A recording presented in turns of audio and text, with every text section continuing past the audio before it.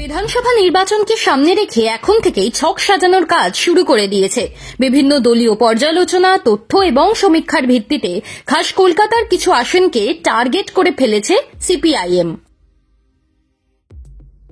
যে আসনগুলো একসময় দখলে ছিল, যে আসনগুলোতে সাম্প্রতিককালে লড়াই করেছে লাল ঝান্ডা, সেই তালিকায় রয়েছে যাদবপুরও। শোনা যাচ্ছে এই আসন থেকে দাঁড় করানো হতে পারে সৃজন ভট্টাচার্যকে। এসএফআই এর সর্বভারতীয় সম্পাদকের জনপ্রিয়তাকে কাজে লাগাতে হবে। লোকসভা নির্বাচন থেকে তিনি এই অঞ্চল নিয়ে কাজ করছেন। 6 মাসও আর বাকি নেই বাংলার ভোটের। তার আগেই এই যাদবপুরেই ছন্দপতন সিপিআইএম এর। দলীয় কোন্দল ফের প্রকাশ্যে।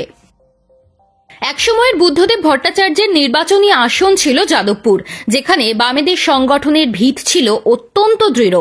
সেখানে এবং নেতৃত্বের বিরুদ্ধে ক্ষোভে ফেটে পড়লেন দলীয় কর্মীরা। দক্ষিণ যাদবপুর 1 নম্বর এরিয়া কমিটির 65 জন সদস্য একযোগে ইস্তফা দিয়েছেন। তাদের মধ্যে রয়েছেন বেশ কয়েকজন এরিয়া কমিটির পদাধিকারীও। দীর্ঘদিন ধরে বাম রাজনীতির প্রতীক হিসেবে পরিচিত যাদবপুরে বড় সড় ধাক্কা খেল সিপিআইএম। তাও কিনা ভোটের ঠিক আগে। কেন এমন ঘটল? দলীয় সূত্র জানা গিয়েছে, গত কয়েক মাস ধরে এরিয়া কমিটির সম্পাদককে ঘিরে ক্ষোভ দানা বাঁধছিল নেতা কর্মীদের একাংশে। ক্ষুব্ধদের অভিযোগ, তিনি সংগঠন চালাচ্ছিলেন নিজের ইচ্ছে মতো। সিদ্ধান্ত নেওয়া হচ্ছিল গোষ্ঠীবাদী মানসিকতায়। অন্যদের মতামতের জায়গা প্রায় ছিল না। স্বজন পোষণ, পক্ষপাত ও ব্যক্তিগত আনুগত্যের রাজনীতি নাকি জাঁকিয়ে বসেছিল দলে। পরিস্থিতি চূড়ান্ত আকার নেয় এক যুব নেতাকে বহিষ্কারের ঘটনাকে কেন্দ্র করে। এমন অভিযোগ করা হচ্ছে, ওই নেতাকে আত্মপক্ষ সমর্থনের সুযোগ না দিয়েই দল থেকে বহিষ্কার করা হয়।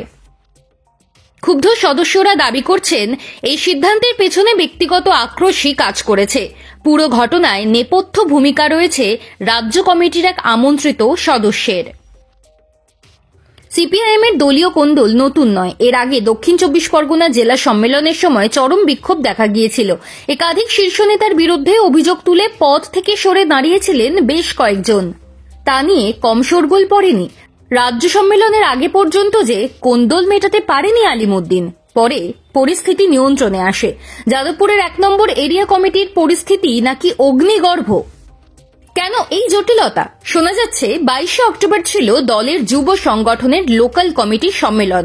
তখনই আগুনে ঘি পড়ে। নতুন কমিটি গঠনের বৈঠকের সময় এক বর্ষিয়ান নেতার সঙ্গে তুমুল ঝামেলা হয়েছিল এক যুব নেতার।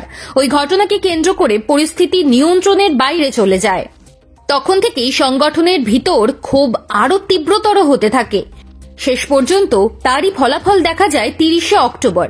ওই দিন একযোগে পদত্যাগ করেন 65 জন সদস্য। তাদের মধ্যে এরিয়া কমিটির বেশ কয়েকজন গুরুত্বপূর্ণ সদস্যও রয়েছেন। এ নিয়ে জেলা সম্পাদক বা অন্য কেউ মুখ না খুললেও দল যে অস্বস্তিতে পড়েছে সন্দেহ নেই। বিধানসভা নির্বাচনে ভালো ফল করার দিকে চোখ সিপিআইএম এর। শূন্যতা কাটিয়ে বাংলার রাজনীতিতে নতুন করে প্রাসঙ্গিক হতে চাইছে দল। আর তার জন্য প্রবীণ থেকে নবীন ছুটে বেড়াচ্ছেন সারা রাজ্যে। ভোটের দিকে তাকিয়ে দলের স্ট্র্যাটেজি তৈরি করতে ব্যস্ত সিনিয়র নেতারা। তার মধ্যে যাদবপুরের ঘটনা চাপে ফেলে দিয়েছে দলকে।